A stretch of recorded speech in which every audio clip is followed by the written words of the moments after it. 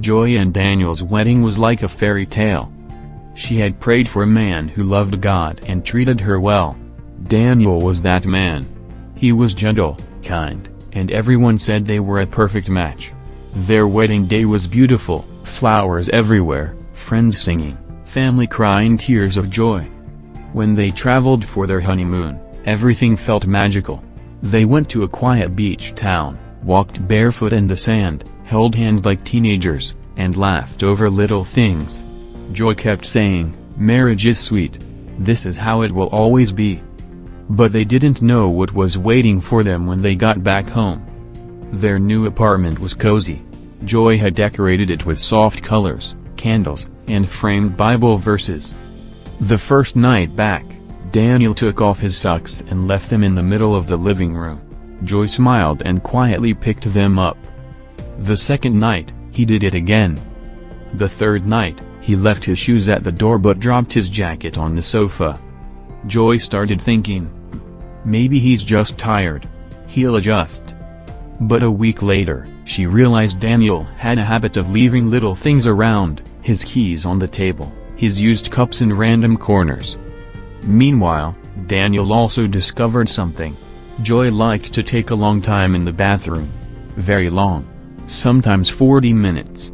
And whenever she came out, the mirror was foggy, and her hair products were everywhere. One morning, Daniel was late for work because Joy was still in the shower. He said softly, "Babe, can you hurry up next time?" Joy smiled, but deep inside she thought, so he doesn't like the way I do things already? Little by little, they started seeing sides of each other they didn't know before marriage. At first, they still held each other at night, whispering sweet things. But after a month, real life came. Daniel got busy with work. He came home tired and just wanted to eat and sleep. Joy started feeling lonely. She had imagined they would always sit together, talk deeply, pray together every night, but sometimes Daniel was too tired to even pray out loud.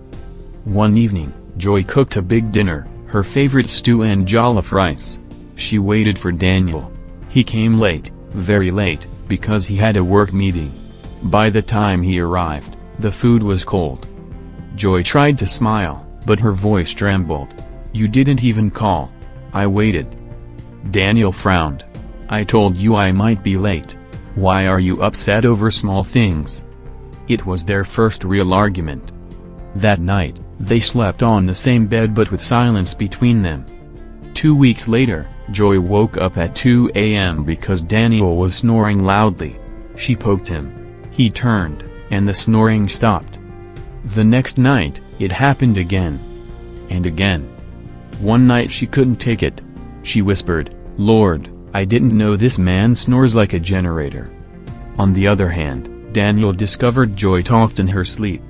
One night she shouted, "No, I don't want more," and turned over, couldn't stop laughing the next morning. Marriage was no longer a smooth movie. It was real life, with funny, strange, and sometimes annoying things. After 3 months, the butterflies in Joy's stomach weren't as strong. She still loved Daniel, but it didn't feel as exciting as the honeymoon days. He wasn't always sweet with long messages anymore. He didn't compliment her new hairstyle. Sometimes he just said, "Morning babe," and rushed off to work. Joy started wondering, is this how marriage will now be? Ordinary? Daniel also felt something. He loved Joy, but he missed the quiet moments he used to have when he lived alone. He missed eating anyhow without worrying if someone would complain. Both of them didn't know how to say what they were feeling. One evening, they were both sitting silently after dinner. Joy was scrolling her phone. Daniel was on his laptop. Then suddenly, the electricity went off. It was quiet.